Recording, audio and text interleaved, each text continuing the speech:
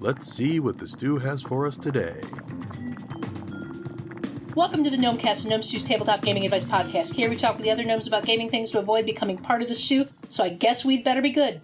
This episode is brought to you by awesome Patreon backers like the astounding Amadea Rosa, the esteemed Eric Bonce, and the great GM Gerrymander. Today we have myself, Ange, along with Jared and Tomas, and today we're going to talk about the many settings of D&D. Before we dive into that topic, though, our Get to Know a Gnome question is, what is your favorite role-playing game setting that is not D&D based? Jared, I'm going to start with you. Okay, this was hard. I'm assuming that we're going for RPG settings that were designed to be game settings and not, things that are ported over. So, I'm going to say this, and like a year from now, if you ask me this, it'll be different. But for right now, I think I would say the setting for 7th Sea, the 2nd edition version of the setting. Oh, yeah. I really like all of the swashbuckling and pirates and musketeers and things like that, but I also like that the 2nd edition had one of its design goals was that indigenous people were not colonized. So when they would present the different parts of the world, it wasn't presenting parts of the world that had been dominated by the people from Thea. Yeah. I really need to try that out. Yeah, 7th Sea is interesting. I've played it a little bit, not as much as I would like. It's one of those that's on my shelf, and it's on my primary shelf, even though it's been a couple of years since I touched it, because I keep thinking I should try and run this one, but... I had a lot of fun running it when I did. Yeah, I love swashbuckling adventures as well. I don't know why I didn't try it out yet. Tomas, what about you? Well, just like Charles said, this is a really difficult question because I don't usually try out many settings that aren't from D&D, because if I play another game, I just try something homebrew, or something that comes with the game that isn't actually a setting, or it helps you in some way to create something. But if I had to mention one setting that I really enjoyed, at least reading, was one from the RPG City of Mist. Oh, yeah. Yeah, it has some kind of New York vibe, but at the same time it's plagued with lots of different characters from fairy tales, or maybe gods from Greece or the Norse mythology, and it's chaos everywhere. There's even Alicia in Wonderland in there, very much taking inspiration from the Fables comic, if you have read that. Mm-hmm. Oh, yeah. You were talking about this, I'm like, this sounds like Fables. Yeah, it's amazing. And the setting is actually very good, and the rules to create a mystery in it, I do really recommend it. Yeah, and it's funny because you were saying you like swashbuckling, so you don't know why you never did 7th Sea. City of Mist is like totally the type of thing that I get into, and I've never finished reading it or run it, and it seems like something that would be my jam completely. Yeah, same. I can see the book right now on my shelf across from me. Yeah, and the art is gorgeous as well. Mm-hmm. Yeah, the art is absolutely gorgeous. The book is massive. Mm-hmm. I got the book and was terrified because I was expecting like a digest size book that most games like that come in, and like this book is one that will hurt you if you fall asleep reading it in bed. Like you drop that on your face, it's gonna hurt. Yeah, it can be used as a weapon.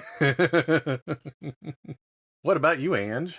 I'm actually going to break your guideline, Jared, and I'm going to say it's the Marvel Universe. Oh. And while I know it has been published as a game and is currently is a new game technically in beta? Yeah, that's the beta playtest version that's out right now. Oh, you mean the new game?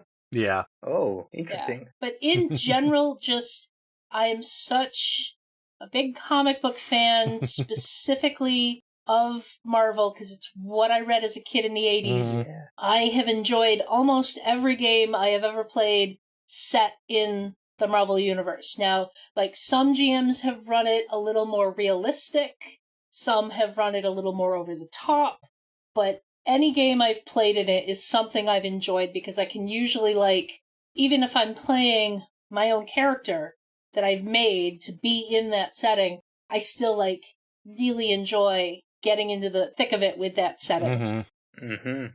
The best one was my friend Paul ran us it was supposed to be a street level Heroes game set in Detroit in the 1970s. Oh, something like the Defenders, right? Yeah, essentially. But he like threw us up against Mephisto and Loki, Okay. and we had the Ghost Rider show up at least once to threaten us and judge us, and but it was such a great campaign, so much fun. That's great. It's funny you say that because the Marvel Knights line was supposed to have been like a bunch of street level heroes getting together, and there was a part in that where Punisher takes on a troll from Asgard and like drops a tactical nuke on. Oh, what? Comics. Yeah, comics. Yeah, it does happen. Comics. I mean, one of my favorite storylines from the X-Men and New Mutants in the 80s when I read it was their interactions with Loki and Asgard. Like those were some great stories. Mm-hmm. So let's get into our main topic. Okay. This topic was actually decided on before Wizard announced Spelljammer's upcoming release and the teaser for Dragonlance coming out later this year. Yeah. But hey, we can just say we're timely. Now, most of us have been playing D&D for a long time, and there have been many, many published settings, both from Wizards and by third parties, but we're going to stick to stuff officially published by TSR or Wizards throughout the lifespan of D&D. It's worth noting, though, that there are so many D&D settings out there, whether it's a third party or even your GM's own homebrew setting. I mean, my favorite setting is actually probably my GM Tristan's campaign world. Anyway, let's get into this. Now, Tomas, I wanted to start with you because you are the newest player among us. Okay. What is the D&D setting you have the most experience with? Well, firstly, I think I need to say this because it's me. Spelljammer confirmed! Finally! Well, now that's out of the way. The setting I like the most, I would say that it would be my own setting as well. But if I had to choose one that I have gamed in, there's only 2 settings I have played. And that's the Forgotten Realms for my Waterdeep campaign, and some random one-shots, and Eberron for some mini adventures. And the one I would have to say that I like the most is Eberron because I just love the mixture between technology and magic and all that it can provide. And just like I said before, I really enjoy swashbuckling adventures, and Eberron is all about that. And mystery and intrigue, and there's something that you can place at every corner and make it interesting or different in some way that the general fantasy setting wouldn't have. What about you, Jared? Yeah, Jared, what about your thought? What would you get started with as far as settings? Oh my goodness. I mean, the very first setting I ran was technically the Known World and Mystara because that's what was in the Beckme box sets back then. But they didn't actually call it Mystara until later, so I predate Mystara. I jumped from that pretty fast into Forgotten Realms, though, and I'm going to hold myself accountable and not go into 30 years worth of Forgotten Realms. But yeah, that's where I spent a lot of my time. It's funny because when I started playing, there was never any talk of what world we were in. We were just playing D&D, and like I would occasionally hear things like Greyhawk referenced, and at one point in time, my first GM was really hot to get us into a Harn campaign, but that sounded awful. It's like all the rules about how you could die from not doing things exactly right. I'm like, that sounds awful. Extremely crunchy. Yeah, but we never really talked about where we were as far as things go. And like it wasn't until I was a little older and into college that I started realizing, oh, there's a difference between Greyhawk and the Forgotten Realms. These two are different settings. And by that point, I had discovered I discovered the novels. So it's like learning that Kryn in the Dragonlance books is not the same as Greyhawk, is not the same as all of the books from the Forgotten Realms. Was like, oh, okay, I guess there is a little difference here. What's interesting is when you talk about that, not really knowing that it was a setting, just kind of like seeing names dropped here or there. The very first time I encountered anything out of the known world setting is in the expert box set. They start talking about Karamiakos and Specularum, the capital, but it doesn't really go into like, here are all the borders and this is the entire setting. It's kind of like here is a little bit of this setting, and also they name some of the other countries, like in the Isle of Dread adventure that came out. But it was more like, here's some proper names for you to throw out, just in case you need them. Yeah, exactly. I think there is something to be said for the fact that no matter what source material you're using for your setting, when you are running it, it is your setting. It's very important, I think, for GMs to understand that. It's one of the reasons why I've been intimidated about running anything set in the Forgotten Realms. My friend Doug, who I love dearly, and he knows Jared from Candlekeep, but he loves the Forgotten Realms. He is very knowledgeable about the Forgotten Realms, and I always felt there was absolutely no way I could bring that setting to the table without him knowing way more than me as a GM could ever know. I have since learned that I can fake it well enough to get around that type of stuff, or lean on the expert player for their knowledge. Mm-hmm. But at the same time, it's like, you got to remember, it is now your setting because you have brought it to your table. Mm-hmm. Yeah, that's the good thing about my games, is because I am the one that knows the most about these settings, so I can just fake it till I make it. And if I mess it in some way or form, I can just say no, because something happened this way, and it's like this in this world. Just because I decided. And now no one can really contradict me.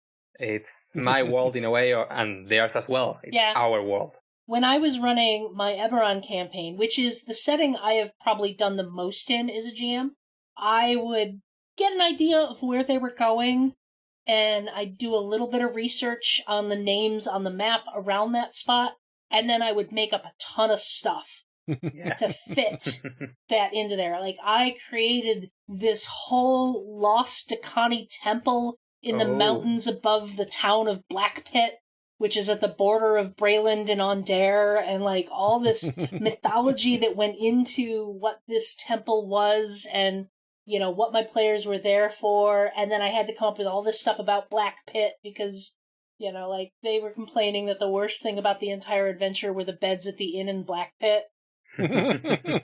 Yeah. But it's world building is amazing as well. Yeah, it's like you gotta kind of use the settings as guidelines. Yeah, that's pretty much it. Grab a setting and use it as a template and do your own thing. Well, if you pay enough attention, you'll find out that one of the newest settings, Exandria from Critical Role, is pretty much a clone from the Forgotten Realms with some stuff that was thrown all over it. Yeah. And my first setting was pretty much that as well. And I'm now developing another setting that I'm going to use in the future. But it's pretty common to grab one other setting and make it your own just by changing a bit of stuff. Though I think I would, the one caution I would throw in there is like, be aware of what the tone of the setting you're picking up is. Yeah. And try and use that to help inform your game. Because like Eberron, it's like adventure and fantastic things around every corner. You can do a lot with it. But let's say you want to run Ravenloft. You don't want a light-hearted, goofy campaign set in, is it Bavaria? Barovia. So you can see I've never played a Ravenloft game. Kind of obvious. You don't like terror, don't you? What was funny is we played Curse of Strahd with all of our characters based on Disney princesses, which you would think would contrast with the tone, but all of us were basically leaning into how horrified we were that this world did not work the way the kingdoms we came from worked. Like, every time we tried to make things better, we actually made things worse, and we were like progressively more and more horrified that nothing we were doing was actually helping. Well, hey, if you dig into the origin of those fairy tales, that's some pretty dark stuff. Yeah, that's what I was going to say. And the queen from Snow White, for example, it's pretty much one that could fit in Barovia pretty well. Yeah. What about you, Jared? What's been your experience running? Because obviously you have a lot of experience with the Forgotten Realms. What has been your experience with bringing published settings to the table? One of the things that I am much happier with in modern game design is that people will actually tell you the reason this setting is this way is because we want to promote this tone and we want to tell these type of stories. And that was not always as easy to suss out from some of the original campaign settings that were out there. It's something that people kind of did in hindsight, but at the time it would have been great if, you know, people were just saying, I like this type of stuff, so that's what's going into the setting. So that's definitely been something that I like a lot more. And it's something that happened. It's the same thing. We were talking about this when we were talking about license settings. I like figuring out what the tone is supposed to be, because then I get that GM buzz from actually making it feel the way I think it's supposed to feel. Yeah. And that's what I really like about that. But the other thing I was going to say is part of why I started using, because I say I started with the known world, but it was like, oh, okay, I'm going to use this proper name and I'm making up all sorts of other stuff. But part of what really got me into using established worlds is also something that kind of dovetails on something that Phil said before about prep, about doing enough prep so that you feel comfortable. And to me, this was like having enough answers about the world that you feel comfortable. Like, I want to tell this story about this dragon and this curse in this area, but I don't necessarily want to spend, 2 weeks fleshing out all of this other stuff.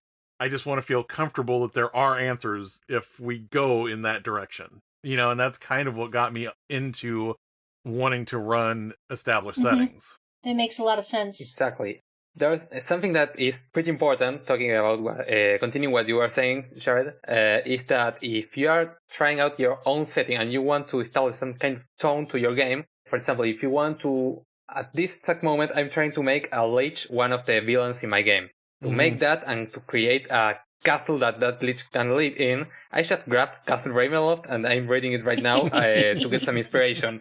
And there's just a ton of things I can steal from there.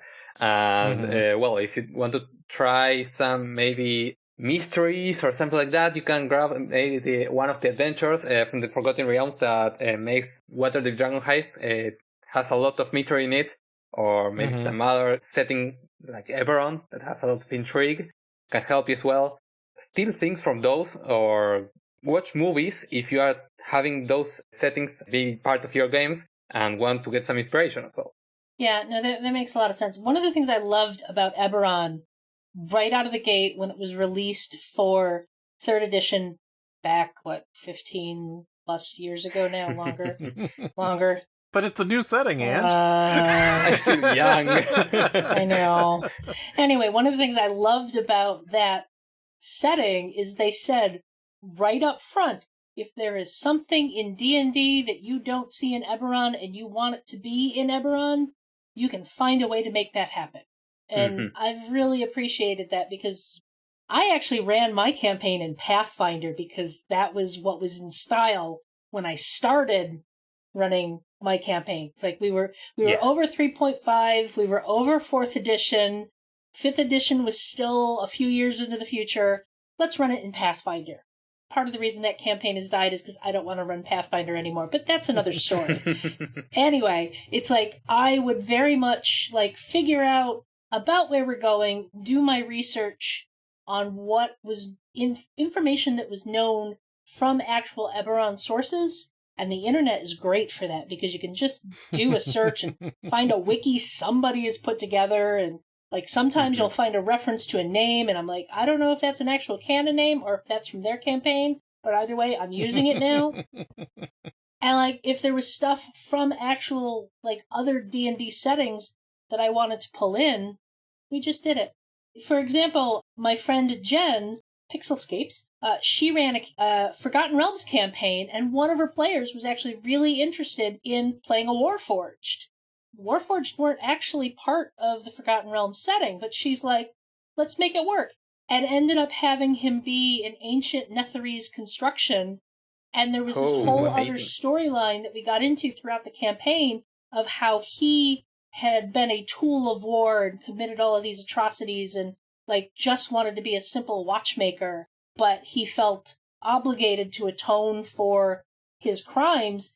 But there were all these other Warforged that were among the old Netherese creations that hadn't like awoken to their own sense of self, and that became a major plot point in the campaign for that character that the rest of the party helped him with as things went along. And like, that's really cool. And she found a really great way to take this thing from Eberron and put it in the Forgotten Realms in a way that made sense. You know, you can do this. It's your setting now that you've brought it to your table. You touched on something else I was going to bring up, which is kind of handy. The older a setting is and the more established it is, the more now in the future, from basically from when they were originally published, you can find wikis for Forgotten Realms and Dragonlance like all over the place. You can find information that you want to look up on those. Like, it is great to own the actual books and to read through them. Often, you know, they're great to read through and they look wonderful. But if you're just looking for what is in this town, I see it on the map, what is it? The older a setting is, the more likely you are to be able to just look it up. Yeah. Yeah, to adapt more into the myths, there's also a lot of settings that have their own official books, and I mean like novels or writings that professional authors made about them. So if you want some inspiration, just read from the official books, and that's everything that you may need to get something into your game and make it canon in a way. When I ran Waterdeep Dragon Heist, I had a session where I needed to get my players out of the city. I don't remember why, but like I needed to have an extra session that wasn't part of that campaign. So I had kind of their benefactor ask them to go retrieve something from the forest that's near Waterdeep. Now, I can't remember the name of that forest off the top of my head, but I remember throwing the name into Google and doing a lot of just enough research on it that I could reasonably send these characters to that forest to find these berries that only bloomed on a certain day once every 10 years. And like, it just ended up being this hilarious adventure because these were all city-based characters. And like, I sent them into nature and they got nature on them. You know, we're all natured up. Oh, this is mad. You know, but it was this hilarious change of pace. And like, I didn't pull up any Forgotten Realms book. I just did wiki research. You know, like I had the map. The maps are invaluable. Make sure you have a map of your setting, because those names and places, you can do a lot just knowing the name of a place. Oh yeah, definitely. I mean, I actually, whenever I run a Star Wars campaign, I probably pull more from Wikipedia than just about anything else. Yes. Not to tangent away from D&D settings, but... You know, it's one of those things where we normally stay pretty system agnostic, but there's a lot to talk about with D&D settings. Oh, yeah. Well, one of the things I find interesting is the different, historically, the way the company, and I say the company even though it has been two separate companies, and technically you could make the argument that TSR was several different companies in and of itself. Yeah, they were. Oh yeah, there was a whole history thing going on there. But the way the different companies and at different periods handled settings. Like, I think for 3.0, it was for 3rd edition, did they make Forgotten Realms the default setting? Or did they have the default setting still as Greyhawk? No. Greyhawk was still the default for 3rd edition. But then they came out with the Forgotten Realms setting books, and then they came out with Eberron. Eberron is an interesting study in and of itself because it was a contest. There were multiple, I think they had people submit pitches, and then out of the pitches, they chose 4 of them for people to do treatments of, and they basically bought the rights to all 4 treatments. In fact, Rich Burlew behind Order of the Stick, which is still a fantastic webcomic, you should read it. He was one of the four chosen, and he can't talk about his setting because it's still owned by Wizards. Oh. Yeah. But Eberron is the setting that won because I think they have them do like a larger treatment, and then out of the larger treatment they chose the one they wanted to work on. I read that story. But back in the late 80s, 90s, they were publishing settings like crazy. Oh yeah. Yeah, and that's actually come up, recently because people have been talking about, okay, why pick Spelljammer of all of these settings, and what did it look like? And I actually went back through and looked at the timeline. Spelljammer, I don't know which one was first, but Spelljammer and Time of the Dragon, which is the expansion to Krynn that was, on the other side of the planet on Taladus. Those were like the first setting box sets that came out after second edition launched. Spelljammer came out in 1989. I have my list over here. Yeah, and 89 was the year that second edition launched, so that was pretty early on, and I looked at it, and it was published for like 4 years.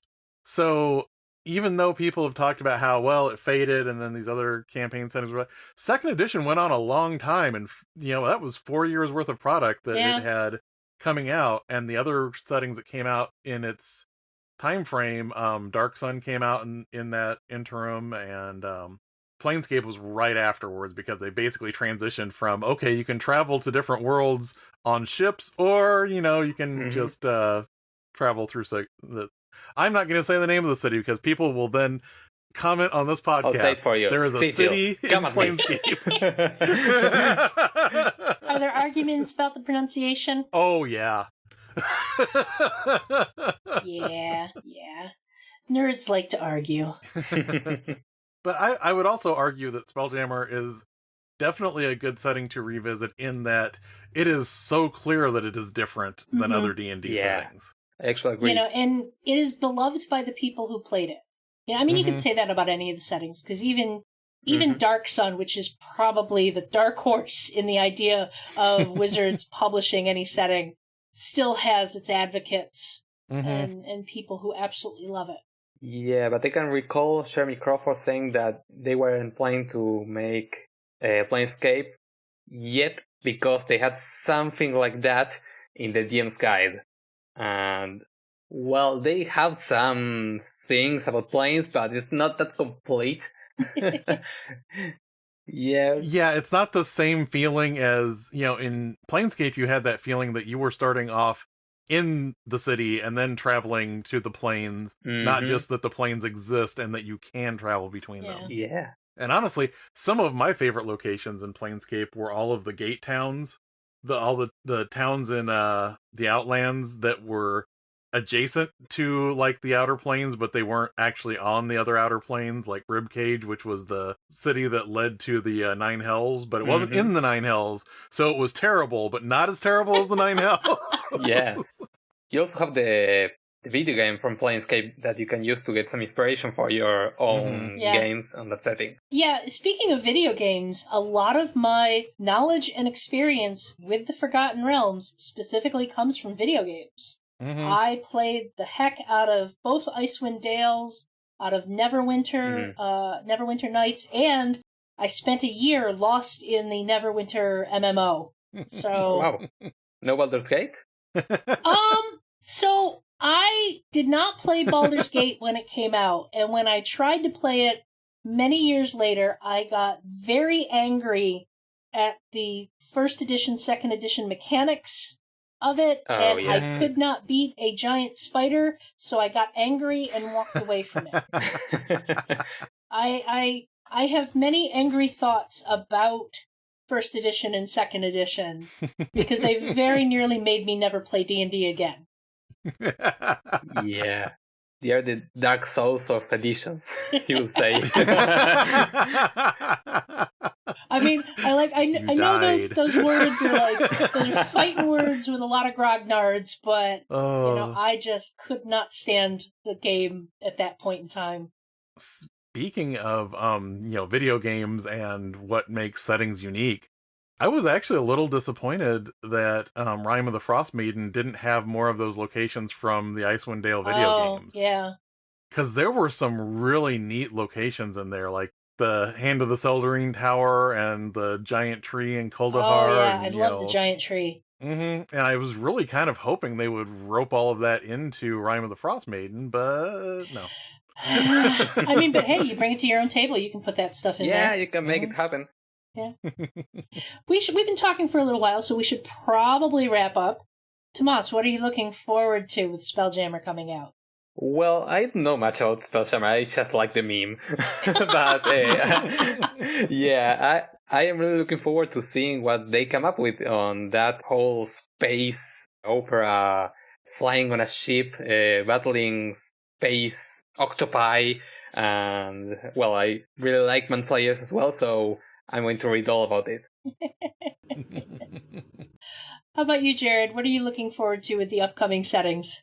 As far as Spelljammer, I'm really hoping, and this is something where 2nd edition kind of lost the thread a little bit later on in the setting, I want it to be you take people from a normal setting where they're used to normal fantasy and you stick them on a ship and sail them into the weirdest possible section of space. That's what I really want out of Spelljammer, because that's what I love the most. Like, all of a sudden, they are literally in a cosmology where planets are hanging out of trees, and, it's like, oh, how does this work? As far as Dragonlance, I'm really kind of excited about how they are focusing on you are going to play through the War of the Lance. They really zeroed in on saying this is kind of the core experience of where Dragonlance came from, so they wanted people not to replay the original adventures, but to play through the War of the Lance to experience all of this upheaval and change and things happening in Krynn, and I think that was a good choice, and I'm excited to see how they do it. Yeah, that's an interesting one, because I've loved the Dragonlance books, but I never got into the idea of playing in that world, because that world belonged to the characters in the book. Mm-hmm. And I like the idea of them setting it up for a way for us to bring in our own characters to be heroes in another part of that story. Oh yeah, definitely. Do you have anything else that you're particularly looking forward to in all of this upcoming? I'm very excited to see what they do with Spelljammer. I'm very curious about what they do that. I, though, am personally working on starting up an Eberron campaign. It's been a while, and I have told my group already that when TJ is ready to stop running Traveler, or burned out from running Traveler, or work is just too crazy for him to keep running Traveler, I am going to step in and run an Eberron campaign where they are all hired in Sharn and sent to Zendrik to go on adventures in the jungle. Oh, great. Yeah. That's my second aspirational thing. Now that I've gotten to run a campaign in Sharn, I really want to run one on Zendrik and use all of that. Yeah. My first campaign bounced around Corvair, and then went to Arganessen. That's the dragon continent, right? Yeah. Yeah, that's the dragon. That's the dragon continent. And then continent. went to the frozen north, Ice White Island, for some stuff. And then we there was a lot we did on Corvair, so this was not like, we were on Corvair, and then we did these other things. No, we did a lot on Corvair. We never made it to Sarlona, and we never made it to Zendrik. And right here, I just wanted to point out, this is what I do love about established settings is, we just threw out a bunch of words, and we knew what we were talking about. Yeah. And on that note, this show is funded by the Gnome Stew Patreon. You too can become a Patreon backer by following the Patreon link on the Gnome Stew website, the Gnome Stew Patreon. This ad is brought to you by Volo's Guide to Everything. That friendly non-adventurer who's been telling people about the Forgotten Realms for years gets to tell you about all the other settings out there. Volo's Guide to Eberron, Volo's Guide to Barovia, Volo's Guide to Teldore. Okay, maybe not Volo's Guide to Dark Sun, but he had to draw the line somewhere. If you're enjoying the Gnomecast, you'll like many of these other shows from Misdirected Mark. Here's one to check out.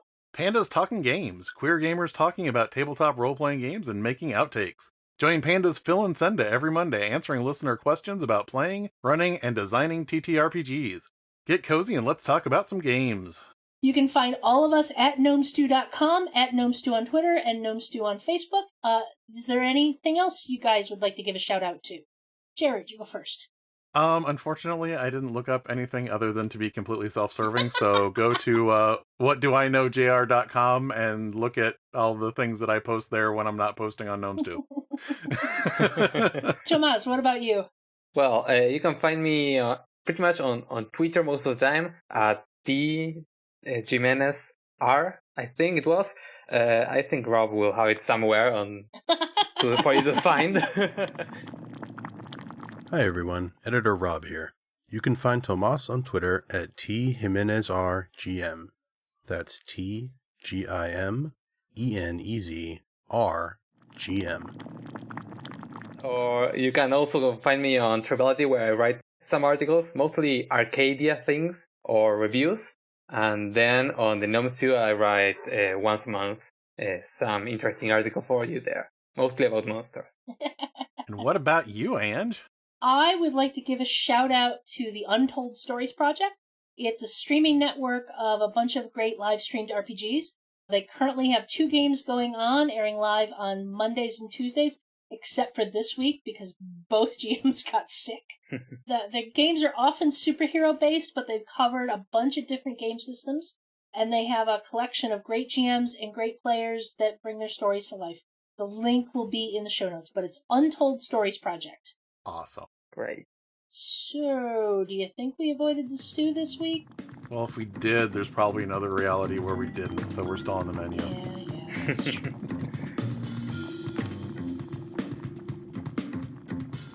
Gnomecast is hosted by Misdirected Mark Productions, the media arm of Encoded Designs.